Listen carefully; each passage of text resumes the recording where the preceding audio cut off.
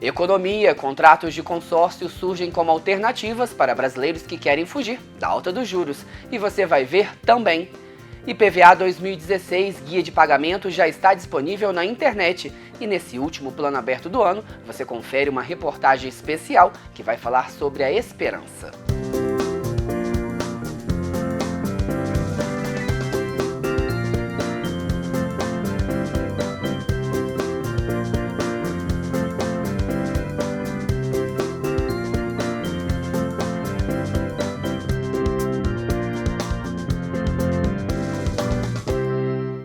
Olá! Diante da atual realidade econômica do país, o consumidor tem pensado duas vezes antes de comprar um produto. Isso porque ele está fugindo do aumento indiscriminado dos preços e das altas taxas de juros. Com isso, os consórcios têm sido uma boa opção, já que possuem uma taxa que é fixa e que não muda de acordo com o nervosismo do mercado.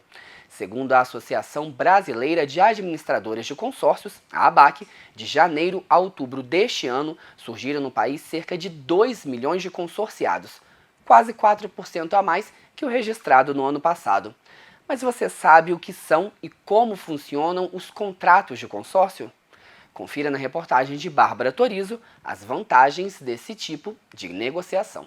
A Bruna se formou em jornalismo há 4 anos e está cada vez mais próxima do carro próprio. Ela fez o consórcio em uma concessionária de Ouro Preto e já consegue ver as vantagens de ter realizado esse tipo de contrato. No primeiro momento, eu decidi fazer por causa do valor. O valor cabe no meu bolso, aí foi a decisão final, assim. Eu acho que a gente guardando dinheiro, você acaba uma hora ou outra recorrendo a ele e tirando aquilo que você acabou guardando durante um tempo. Qualquer eventualidade que acontecer, você vai acabar tirando aquele dinheiro dali. E o consórcio, o contrato te obriga a pagar aquela prestação e é um investimento. O consórcio é a união de um grupo de pessoas físicas ou jurídicas para a compra de um produto ou serviço. Hoje em dia é possível fazer consórcios de automóveis, imóveis, eletrodomésticos e até de cirurgias plásticas. O mais procurado, segundo a Associação Brasileira de Administradoras de Consórcios, ainda é aquele usado na compra de geladeiras, fogões e lavadoras de roupas. Os pontos positivos relacionados ao consórcio se deve a alguns que a gente pode citar. Entre eles, a gente pode estar citando a questão de não haver taxas de juros elevadas, a facilidade em você estar obtendo, você não precisa ter uma comprovação de rendimento para você estar adquirindo esse bem, e também por você estar pagando parcelas que sejam de prestações baixas. Os contratos de consórcio são feitos por empresas que ficam responsáveis em administrar e definir o valor das prestações. Ao finalizar os pagamentos, o cliente tem um dinheiro para poder adquirir o bem. As administradoras realizam assembleias mensais, onde os consorciados podem ser sorteados com a chamada carta de crédito, documento que autoriza a compra do produto. Nesses encontros, os participantes também podem fazer um lance, que é adiantar o pagamento das parcelas. Com isso, ele diminui o valor ou a quantidade das prestações e aumenta a chance de ser contemplado mais rapidamente. Existem algumas desvantagens, sim. Por exemplo, com relação, você não vai poder obter o bem de imediato. Por exemplo, no financiamento você já pode obter o bem imediatamente. Então você pode adquirir o bem de imediato. Já no consórcio você fica sujeito à questão do sorteio, que ocorre geralmente uma vez por mês, né, que você pode estar sorteando, havendo 2 sorteios, né, dentro desse mesmo período. Ou você pode fazer por lance. Então aí você já teria que ter um dinheiro para você realizar o lance e estar adquirindo e estar retirando esse bem. Hoje os consórcios são regulamentados pelo Banco Central. As empresas que fazem esse tipo de negociação precisam prestar contas ao BC e todo mês são obrigadas a contemplar pelo menos uma pessoa por sorteio e uma ou mais por lance. As assembleias elas sempre acontecem 4 dias úteis após o vencimento de cada cliente. Elas funcionam geralmente às 14 horas. O cliente pode ofertar o lance na concessionária ou no próprio site até às 13h30. E acontece 2 contemplações, por sorteio e por lance. O sorteio geralmente é extraído pela Loteria Federal. Pelo lance é a partir do valor que o cliente oferta em percentual. Os lances são só aceitos, os maiores lances em percentuais. É um consórcio nacional, quem ofertar o maior percentual é que é contemplado. Após uma conversa com o gerente do banco, o Carlos Eduardo ficou sabendo dos diversos tipos de consórcio.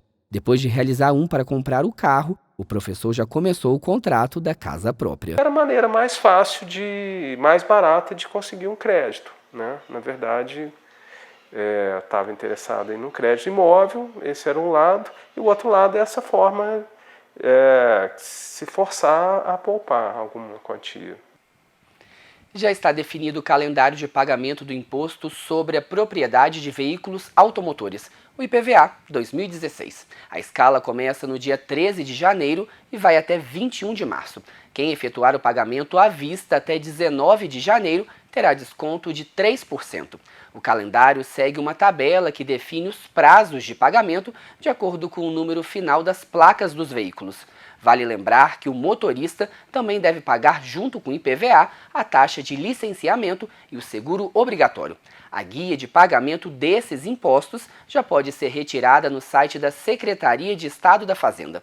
Também é possível consultar o valor do IPVA pela marca ou modelo do veículo, além da tabela completa do calendário de pagamento. O endereço é fazenda.mg.gov.br. No dia 5 de novembro deste ano, o rompimento da barragem de Fundão, da mineradora Samarco, em Mariana, liberou mais de 60 milhões de metros cúbicos de rejeitos de minério, que afetou 7 comunidades da região e mais de 30 cidades entre Minas Gerais e o Espírito Santo. A lama deixou até o momento 17 mortos e 2 desaparecidos. Além disso, cerca de 600 pessoas perderam tudo. Foram mais de 290 famílias atingidas. Tragédias como essa deixam marcas difíceis de serem apagadas. Só quem viu de perto a lama destruir tudo, acabar com o que foi construído durante décadas e levar pessoas muito próximas, sabe como é difícil superar a dor e recomeçar. Mas é diante de tragédias como essa também que a gente consegue enxergar que há esperança. Seja nas diversas doações que chegaram a Mariana, vindas de todo o país e do mundo, seja no carinho de quem abriu a própria casa para acolher pessoas até então desconhecidas, seja no olhar de uma criança. Esperança. No olhar de uma criança, o significado dessa palavra torna-se mais forte. No olhar da Luciele, ela tem um significado ainda maior. A garotinha de 11 anos foi uma das 637 vítimas do rompimento da barragem de Fundão, da mineradora Samarco.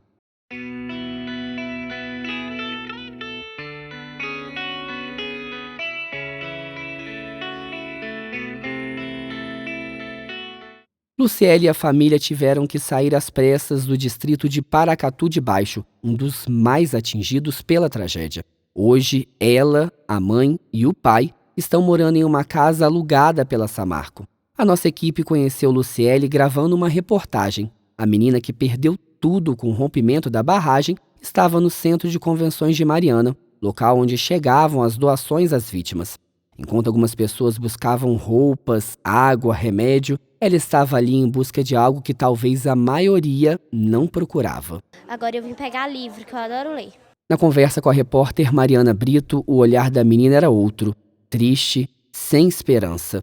Algo difícil de acreditar que pode ser encontrado no olhar de uma criança. Os sonhos pareciam ter sido carregados pela lama. Antes de eu perder minha casa, eu já pensava vir para Mariana e já pensava como que ia ser ter que largar meu pai lá para me vir estudar, fazer faculdade, que eu quero ser jornalista. Aí, agora, não penso. Eu só penso como vai ser e quando eu vou ter outra casa.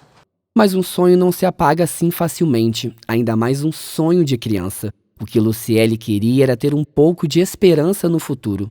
E ela encontrou a Gabriela, uma das nossas produtoras, que prometeu apresentá-la ao jornalismo. Eu nunca pensei que eu ia ver um repórter, aí chega lá, eu vejo, aí fui entrevistada, aí sei lá, me deu mais vontade ainda, sei lá, não sei explicar. E o encontro foi marcado no dia 18 de dezembro, bem no dia em que a Luciele ia se formar no 5º ano. Ela ganhou um presente. Veio junto com a mãe, a dona Luciene, conhecer a rádio e a TV UFOP. veio recarregar um pouco daquela esperança perdida no olhar de menina. Luciane, você estava contando para o Vitor Sequinha ali agora há pouco como que nasceu a vontade de ser jornalista. Conta pra gente aqui para o ouvinte da Rádio FOP. Foi assim, um dia minha professora perguntou a nós o que a gente queria ser. Eu não tinha pensado em nada, então deu um branco. Aí eu falei a ela assim, Angélica, eu não sei, amanhã eu te dou a resposta. Ela, tá bom, não preocupa não. Então faça um desenho em casa, me deu uma folha. Aí eu falei assim com meu pai, não pai, não sei o que eu vou desenhar, meu pai desenha qualquer coisa.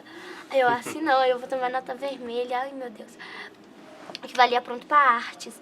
Aí eu fiquei pensando assim, aí eu tava vendo o jornal. Aí eu falei assim, já sei o que eu quero ser, meu pai o quê? Jornalista. Aí eu fui, desenhei, eu com o microfone na mão, falando e tal. Aí eu pus na minha cabeça, eu quero ser e vou ser jornalista. E ela sempre, desde menor, que ela vem falando, assim, na faixa de uns 8 anos, que ela pegou a entender mais na escola. Eu ainda falei com a professora dela, você aí não vai estudar para ser jornalista. Ela, não, ela vai sim, porque aqui tem muitos meninos que formaram, foram embora, até tem gente de lá que foi até para os Estados Unidos, sabe? Para estudar e tudo. Por que ela não vai ser jornalista se por aqui agora tem? O olhar de uma criança pode nos dizer muito. O da Luciele diz tudo. A tragédia em Mariana, causada pela inconsequência de uma empresa, deixará marcas para o resto da vida. Mas ainda assim, a alegria na certeza de um sonho possível de se realizar, o de ser jornalista, fortalece ainda mais a esperança de quem perdeu tudo e dá sentido a quem foi forçado a recomeçar do zero.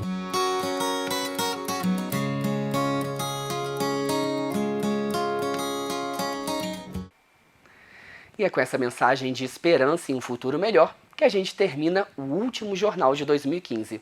Nas próximas semanas, durante as minhas férias, quem vai estar aqui com você é o repórter Felipe Barbosa.